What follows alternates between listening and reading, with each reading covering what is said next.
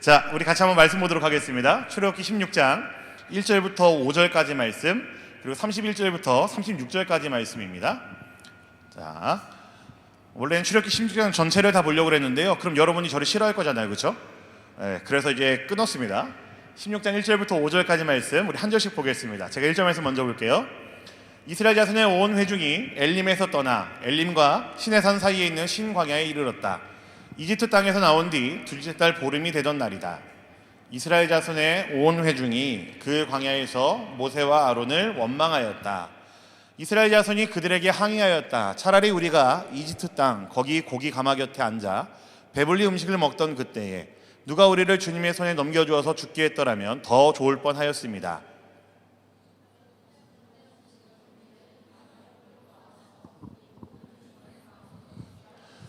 여러분 속았죠? 저도 속았어요. 네, 여기까지 제가 읽는 거였거든요. 4절 제가 읽을게요. 주님께서 모세에게 말씀하셨다. 너희가 먹을 것을 하늘에서 비처럼 내려줄 터이니 백성이 날마다 나가서 그날 먹을 만큼 거두어 드리게 하여라. 이렇게 하여 그들이 나의 지시를 따르는지 따르지 않는지 시험하여 보겠다. 거두어 드린 것으로 먹거리를 준비하다 보면 날마다 거두던 것의 2배가 될 것이다. 31절 볼게요. 이스라엘 사람은 그것을 만나라고 하였다. 그것은 고수씨처럼 하얗고 그 맛은 꿀 섞은 과자와 같다. 모세가 말하였다. 주님께서 명하신 말씀입니다. 너희는 이것을 한 오멜씩 가득 담아 간수하여 내가 너희를 이집트 땅에서 인도하여 낼 때에 광야에서 너희에게 주어 먹게 한 이 먹거리를 너희의 자손 대대로 볼 수 있게 하여라. 모세가 아론에게 말하였다. 항아리 하나를 가져와서 거기에 만나 한 오멜을 담아가지고 주님 앞에 두어서 대대로 간수하게 하여 주십시오. 그래서 아론은 주님께서 모세에게 명하신 대로 그것을 증거판 앞에 두고서 늘 거기에 있게 하였다. 이스라엘 자손은 정착지에 이를 때까지 40년 동안 만나를 먹었다. 가나안 땅 접경에 이를 때까지 만나를 먹었다. 한 오멜은 10분의 1 에바이다. 아멘. 네, 여러분, 우리 지난 시간에는 하나님이 우리에게 알려주신 풍요, 영어로 뭐죠? 가스 어번던스죠. 네, 하나님께서 우리에게 알려준 풍요가 무엇인지 그것을 배우기 위해서 우리가 어디에 위치해야 되는지, 우리가 어느 자리를 차지하고 있어야 되는지를 분명히 해야 된다고 말씀을 드렸습니다. 이 문제는 제가 소속의 문제라고 말씀을 드렸어요. 기억하시나요, 여러분? 그래서 우리가 제일 먼저 떠나야 될 곳이 어디였죠, 여러분? 어디를 떠나야 됩니까, 우리가? 이집트를 떠나야 됐죠. 네, 사람을 존재로 보는 것이 아닌 기능으로만 보는 곳, 패배주의 근방이라도 휩싸이게 만들어버리고 고립시키고 소외시키고 갈등을 부추기는 우리 주변의 이집트들을 우리는 속히 떠나야 된다고 말씀을 들었습니다. 그렇죠, 여러분? 기억하시죠? 네. 그렇기 때문에 하나님께서 이스라엘 백성들을 통해서 출애굽시키신 것은 단순한 이사의 느낌이 아니라고 말씀을 드렸어요. 그들의 정체성이 무엇인지, 그들이 어떤 존재인지를 분명하고 확실하게 알려주신 것이라고 말씀을 드렸죠. 오늘은 그 하나님의 백성인 이스라엘이 이집트에서 나온 후 하나님께서 그들에게 무엇을 가르쳤는지를 한번 살펴보려고 합니다. 그래서 여러분, 제가 질문 하나 드리고 시작을 하죠. 질문을 드릴게요, 여러분. 여러분은 지금 여러분의 삶을 충분히 만족스러워하고 계십니까? 뭐 맞다고 그러면 고개 끄덕끄덕 하시면 되고요. 아니면 고개만 이렇게 흔드셔도 돼요. 정말 불충만하면 막 이렇게 막 크게 해도 되고요. 여러분은 지금 여러분 인생에 충분히 만족하고 계십니까? 네. 뭐 이게 살짝 흔드는 건 뭐예요? 살짝 만족하고 있는 거예요? 네. 여러분, 제가 드린 이 질문은요, 사실은 우리에게 낯선 질문인 것 같아요. 이 시대를 살고 있는 우리들에게는. 여러분, 우리가 되는 이 시대는 끊임없이 우리들에게 말을 합니다. 더 가져야 된다라고 이야기를 하고, 지금으로는 부족해라고 이야기를 하고, 쟤보다는 내가 좀 더 나아야지라고 항상 우리에게 그 생각들을 부추기는 것 같아요. 그래서 사실은 충분하다는 생각보다는 매번 우리들로 하여금 부족하다라고 여기게 만들고 더 가져야 된다라는 그 마음들을 심어주는 게 지금 우리가 살고 있는 이 시대의 모습이 아닐까라고 저는 생각을 합니다. 그러나 여러분, 오늘 우리가 읽은 출애굽기 말씀은요, 우리에게 전혀 다른 질문을 던져줍니다. 너희가 만족하니? 라는 질문보다 오히려 더 구체적이에요. 너희는 하나님이 주신 하루치 은혜에 과연 감사할 수 있니? 너희는 과연 하나님이 주신 하루치 은혜에 너희는 충분하다라고 고백할 수 있니? 라고 우리에게 질문을 하는 것 같습니다. 여러분, 오늘 말씀은 이스라엘 백성들이 광야에서 만나를 받는 장면이에요. 그리고 하나님께서 의도적으로 그들에게 그 만나를 통해서 그리고 이 메추리 때를 통해서 그들을 충분히 먹이셨고 그들에게 매일매일 공급해 주셨습니다. 하나님께서 그들에게 만나와 메추리 때로 먹이신 것은요, 그들의 매일의 삶이 충분하다는 것을 배우게 하기 위함이었어요.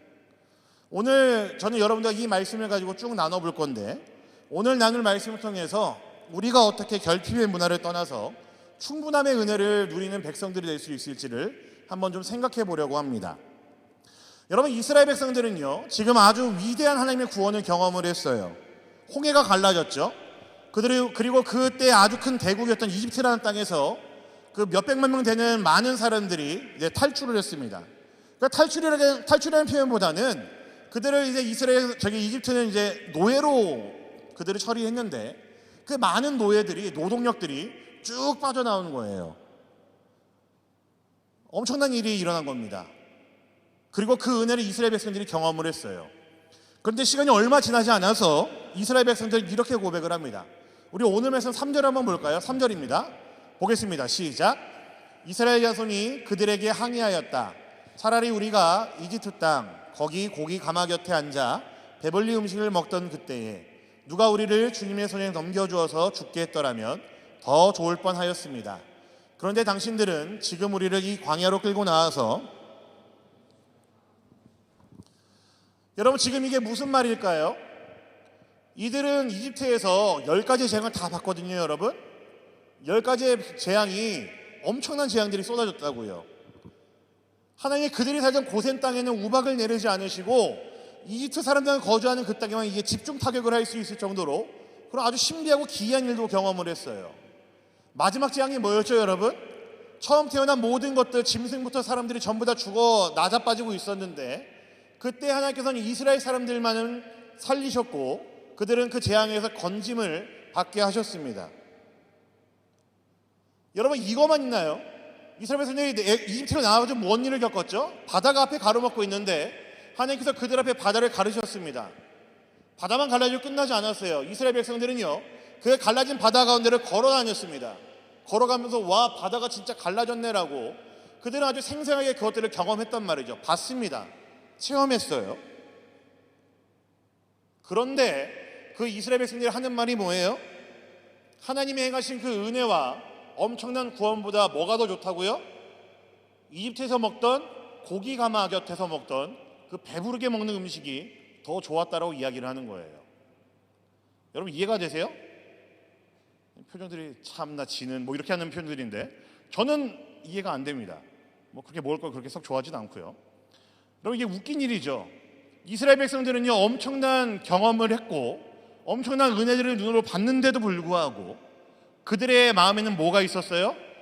아, 그때 내가 배부르게 먹었는데, 내가 노예로 있었지만 그 고기 가마 곁에서 고기 배부르게 먹었었는데, 그 이야기하고 있다고요.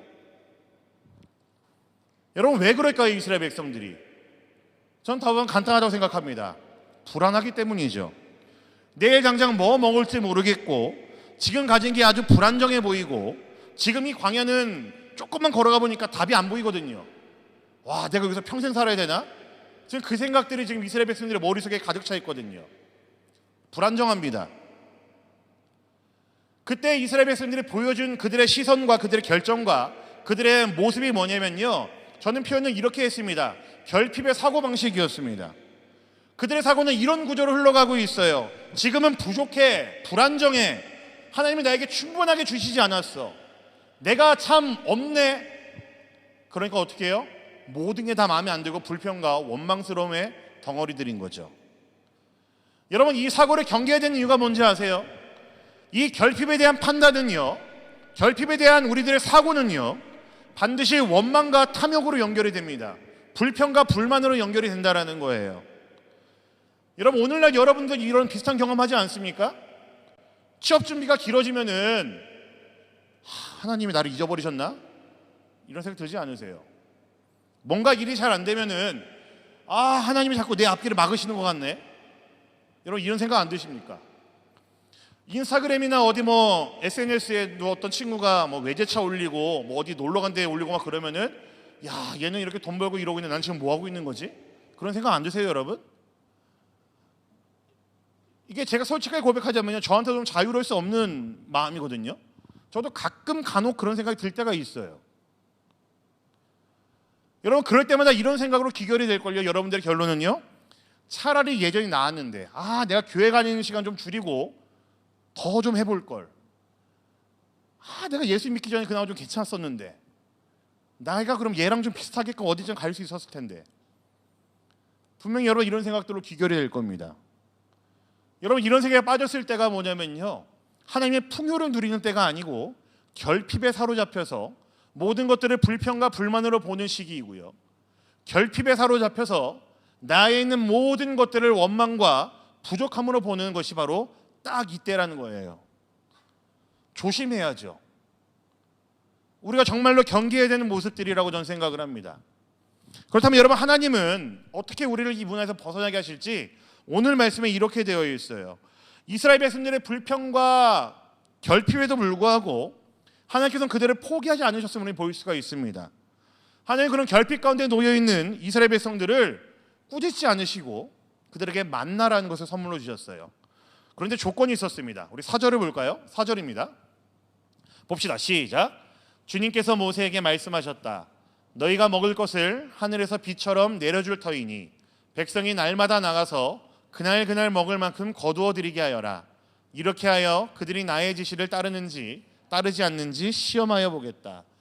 여러분, 좋아요. 하나님께서 이제 만나러 주시겠대요. 근데 조건이 하나가 있었습니다. 혹시 뭔지 보셨나요? 조건이 뭐였는지 보셨어요? 조건이 뭐였냐면요, 그날 하루치만 거두게 하겠다라고 말씀하셨어요.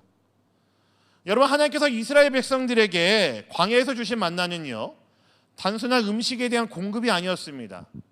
그냥 시간 되고 때 되면은 야, 밥 먹자라고 해서 밥 먹는 그 정도 수준이 아니었다라는 거예요. 그들의 믿음을 훈련시키는 과정들이었고, 하나님께서는 그 시간을 통해서 이스라엘 백성들을 더 아름다운 하나님의 백성들로 삼아가는 훈련의 시간으로 삼으셨다라는 겁니다. 얘들아, 내가 매일매일 공급해 줄 테니까 오늘 필요한 것만으로 너희들은 만족해라. 내가 매일매일 너희들 굶기지 않고 살릴 테니까 너희는 오늘 하루 내가 준 은혜에 대해서 기뻐할 줄 알고 감사할 줄 알아. 그리고 걱정하지 마. 내가 내일도 너희 먹여 살릴 거야. 여러분, 이스라엘 백성들이 하나님께서는 이걸 알려주신 거였다고요.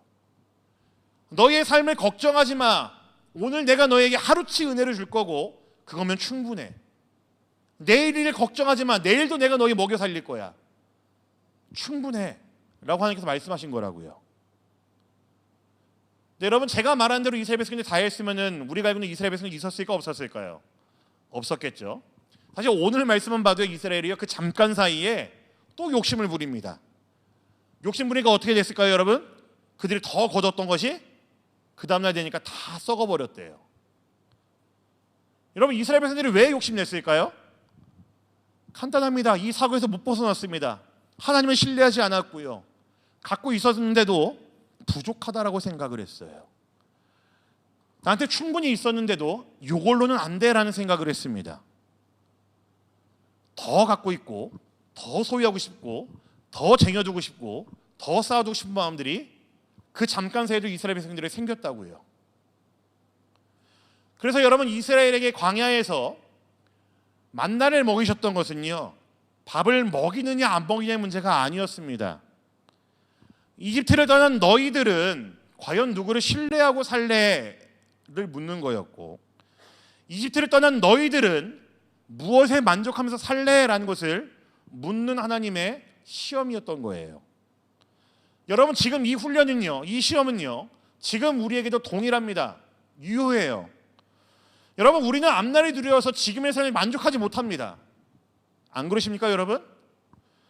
우리는 힘이 주어져도 그래서 쉴 줄을 몰라요, 여러분. 여러분, 잘 쉽니까? 잘 못 쉬죠? 제가 여러분이 말하는 쉼이 가끔은 되게 좀 외람된 표현이지만 되게 하찮다고 생각하는 게 뭐냐면요, 저는 그저 여러분들이 낮잠 잤다 늦잠 잤다는 게 여러분이 할 수 있는 쉼의 전부라는 게 저는 너무나 속상해요. 여러분, 하나님께서 우리에게 주신 쉼은 그 정도 수준이 아니거든요. 잠 더 자는 정도의 수준이 아니거든요. 근데 세상은 여러분들 계속해서 더 몰아붙이고 더 달리게 하고 더 성과를 내게 한다고요. 불안하게 만들어서요. 부족하다고 여기게 해서요. 더 손에 쥐어야 된다고 여러분들을 몰아붙입니다. 여러분, 우리는 충분히 풍성히 받았지만 그것조차도 다 누리지 못하고 살 때도 많이 있습니다. 그런데 그들에게 하나님께서 뭐라고 말씀하시는 겁니까? 오늘의 은혜면 충분하다라고 얘기하는 거예요.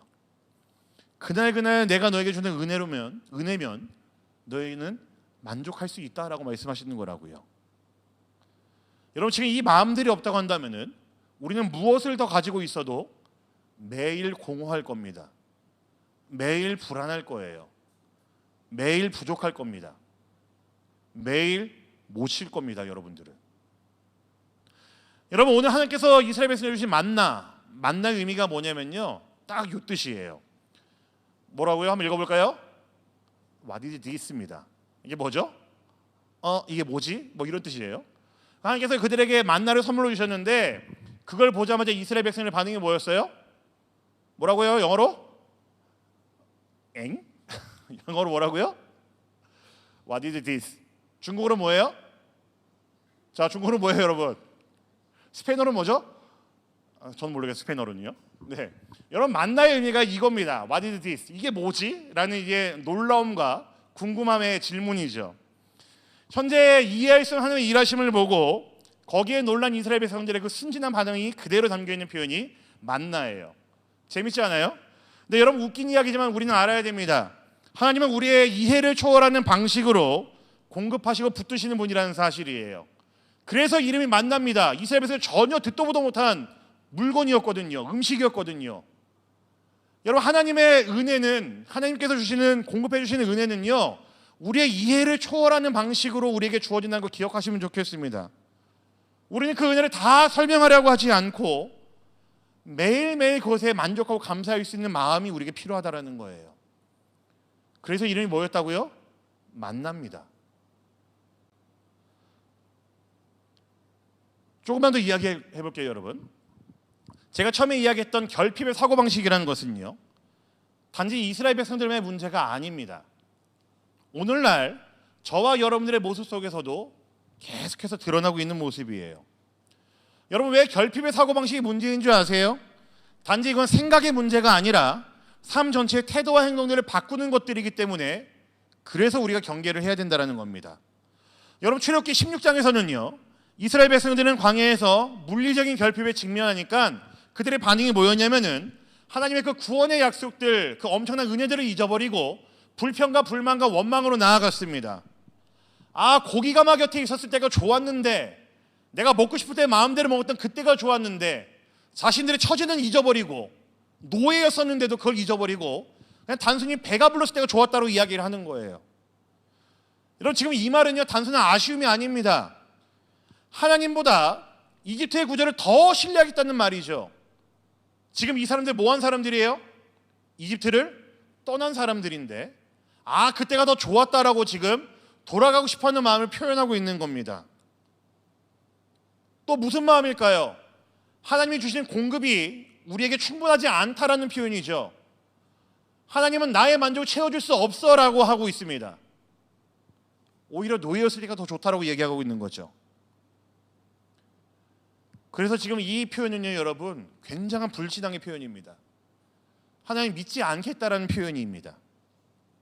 그러니까 여러분, 결핍의 사고방식은요, 하나님을 불신하게 만들고 그 불신을 때문에 불평과 탐욕으로 원망으로 우리를 이끌어가기 때문에 문제인 거예요. 그래서 이 사고방식은 여러분, 오늘날에도 동일하게 적용이 됩니다. 제가 이 사고방식이 적용되어 있는 현대의 모습 중 제일 특별한 거 하나가 저는 이거라고 생각을 합니다. 보시겠어요? 뭐라고 해요, 여러분? 전 소비주의라고 생각을 해요. 소비주의가, 이 결핍의 사고방식이 현대에 반영되어 있어서 우리 모두를 빠지게 만드는 아주 나쁜 우상이 저는 이 소비주의라고 생각을 합니다.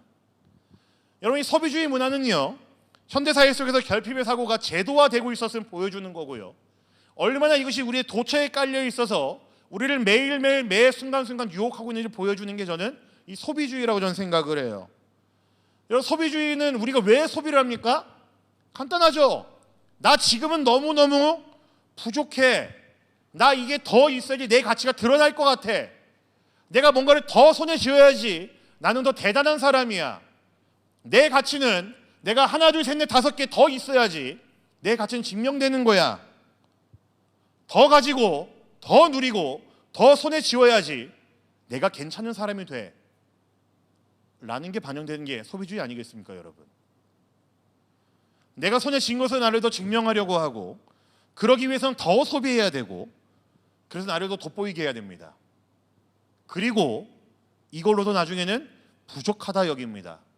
또 어떻게 그래서 더 소비하게 만들고, 더 손에 쥐게 만들고, 그래서 더 아둥바둥하게 살게 만드는 거죠. 여러분, 소비주의는 우리에게 만족을 허락하지 않습니다. 여러분, 지난 시간에 이집트를 떠나라고 말씀을 드렸죠. 여러분 주변에 여전히 맴돌고 있는 이집트는요, 바로 이 소비주의가 여러분 주변에 맴돌고 있는 이집트입니다. 그래서 결국 우리는 하나님께서 매일 주시는 은혜는 부족하다라고 여기고, 광야에서 이제 더 이상 하나님의 은혜로는 충분하지 않다라고 말하게 되는 거죠.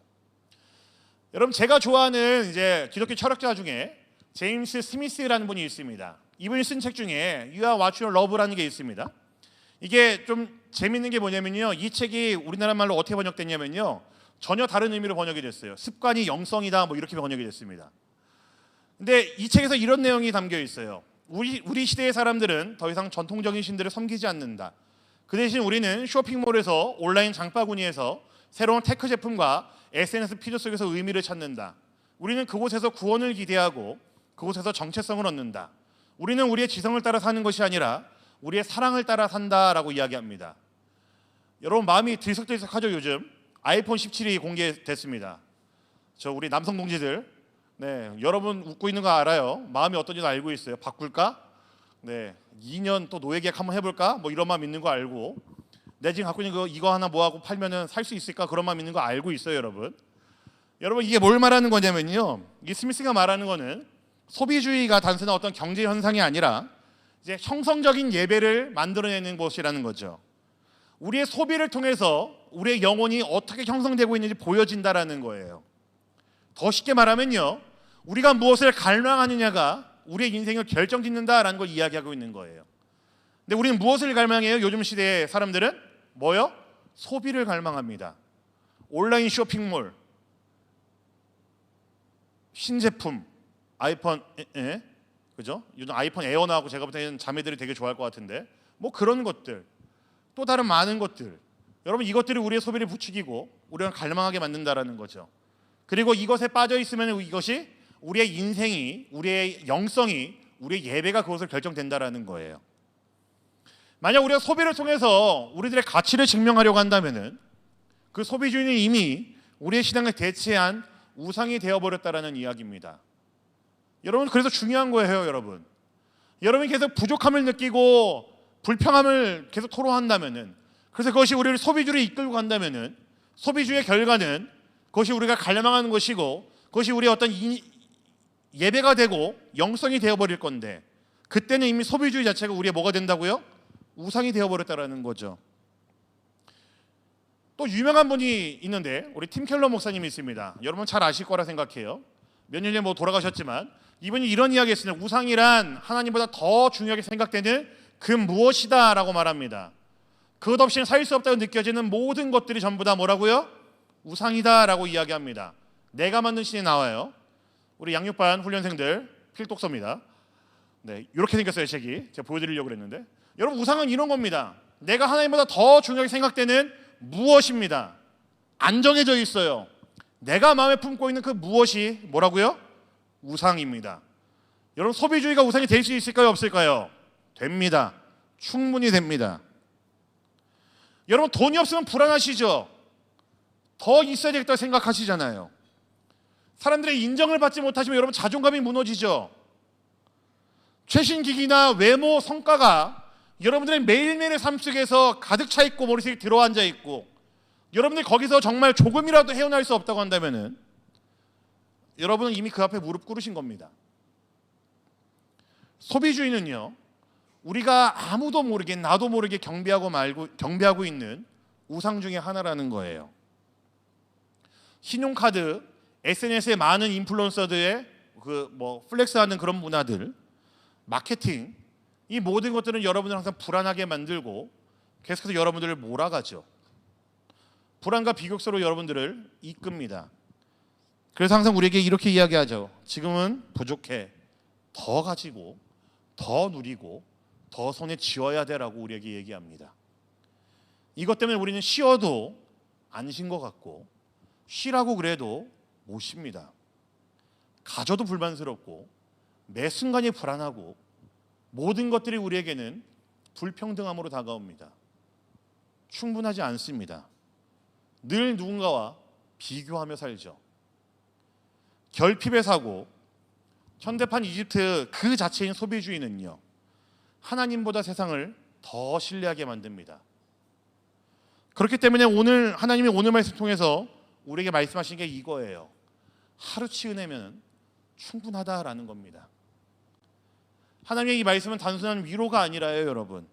세상의 우상 구조들을 전부 다 무너뜨리는 하나님만이 하실 수 있는 하나님의 새로운 질서 체계입니다. 하루치 은혜면 충분하다라는 이 고백이 저 여러분들에게 우리 마음속에 가득 차 있는 그 우상들을 무너뜨릴 수 있는 하나님의 선언이 되어야 됩니다. 그렇다면 여러분 이제 한번 생각을 해봐야 되겠죠. 어떻게 하면 우리는 약속들을 붙잡고 악순환을 끊고 하나님의 풍요 속으로 들어갈 수 있을까? 답이 있습니다. 그게 뭐냐면요, 자족이라는 거예요. 그런데 이 자족이라는 것은요, 단순한 태도가 아니라 하나님의 방식으로 훈련되어야 되는 어떤 모습이라고 할 수가 있을 것 같습니다. 사도 바울은 이렇게 고백을 해요. 빌립보서 4장 11절 12절입니다. 한번 읽어볼까요? 자, 시작. 내가 궁핍해서 이렇게 말하는 것이 아닙니다. 나는 어떤 처지에서도 스스로 만족하는 법을 배웠습니다. 나는 비천하게 살 줄도 알고 풍족하게 살 줄도 압니다. 배부르거나 굶주리거나 풍족하거나 궁핍하거나 그 어떤 경우에도 적응할 수 있는 비결을 배웠습니다. 여러분, 자족이라는 게 어려움 가운데 있을 때만 만족하는 거 자족이라는 게 아니라고요. 내가 배부를 때는 배부른 것만으로 감사할 수 있고, 내가 조금 더 손에 뭔가 쥐고 있었을 때 그것 자체만으로 감사할 수 있는 것 자체가 자족이라는 거예요. 여러분, 지금 여기 말씀에서는 이렇게 얘기하죠. 배웠습니다라고 이야기합니다. 스스로 만족하는 법을 배웠습니다라고 이야기를 하죠.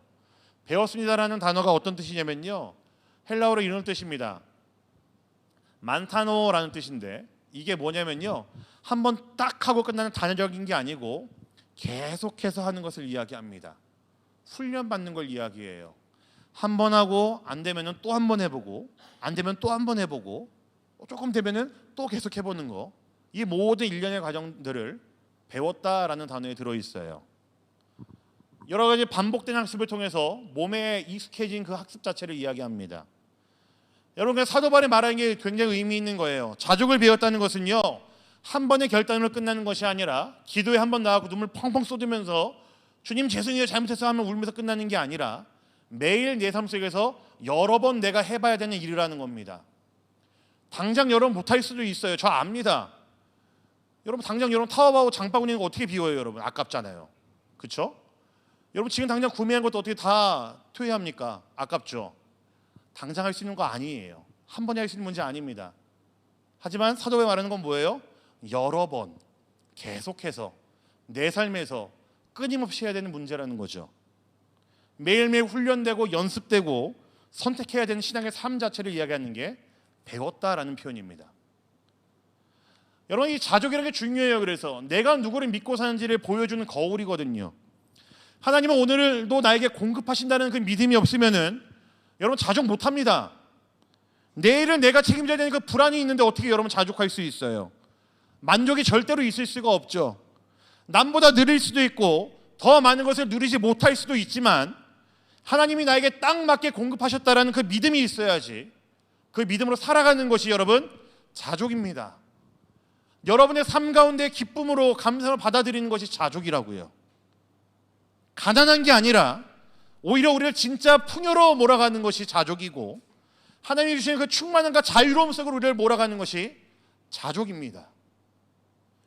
더 이상 성과로 나를 증명하지 않아도 되고 남의 기준으로 나의 가치를 평가하지 않아도 되고 나를 불안함과 두려움과 소외로 고립으로 몰아가지 않는 것이 자족이라고요. 이것이 하루치 은혜로 족합니다라는 고백 가운데 우리에게 주는 자유함이고 만족함이라는 겁니다, 여러분. 말씀을 마무리하죠. 사랑하는 여러분들, 우리는 결핍의 사고와 소비주의 사이에서 매일매일 이렇게 흔들리고 있습니다. 나는 이게 없는 것 같아. 나는 이게 부족해. 왜 내 코는 이렇게 이건 아닌가요? 왜 나는 이렇게 살고 있지? 저 사람은 저렇게 돈이 많은데 차도 바꿨네. 나랑 나이가 비슷한데. 여러분, 이런 세상을 보는 시각은요, 여러분을 매일같이 불안으로 몰아넣을 수밖에 없고, 여러분을 매일같이 두려움 가운데로 몰아넣을 수밖에 없는 이집트의 생각입니다. 이집트를 떠났다고 여러분 생각하실지 모르겠지만 이집트는 여전히 여러분 옆에 있어요. 아마 그 이집트는 계속해서 여러분들을 넘어뜨리려고 할 겁니다. 아마 여러분도 모르는 사이에 그 이집트 속에 퐁당 들어가는 사람도 아직 여기 있을 것 같습니다. 매일 그것 때문에 우리는 시험에 들고 넘어지고 쓰러지고 힘들죠. 불안하죠. 두렵죠. 그래서 더 가져야 된다고 생각하고, 더 누려야 된다고 생각하고, 더 손에 쥐어야 된다고 생각을 하죠. 여러분, 근데 우리 하나님께서 하신 말씀이 뭡니까? 자족을 배우라고 말씀을 하세요.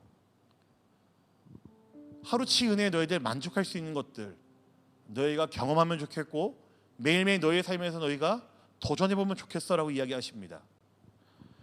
여러분, 우리는 이스라엘 백성들과 비슷한 광야를 걷고 있는 것 같습니다. 언젠가 제가 얘기한 것 같은데 저희 딸한테 광야가 뭔지 아니 그랬더니 제 딸이 그 에스파 얘기를 하더라고요. 넥스트 레벨 얘기를 하더라고요. 여러분, 우리는 광야를 걸어가고 있는 사람들입니다. 이스라엘 백성들과 비슷합니다. 미래가 불안하고요, 가진 게 불충분해 보이고, 주변 사람들과 우리는 계속해서 비교합니다. 그런데 하나님께서 오늘 우리에게 이렇게 말씀하세요. 하루치 은혜면 충분하다. 내가 너를 잊지 않았고 내가 너 끝까지 책임질 거야 라고 말씀하십니다. 오늘도 내가 너 책임지고 내일도 내가 책임질 거고, 너의 인생 그 마지막 날까지, 광야가 끝나는 날까지 내가 너를 책임질 거야 라고 이야기합니다.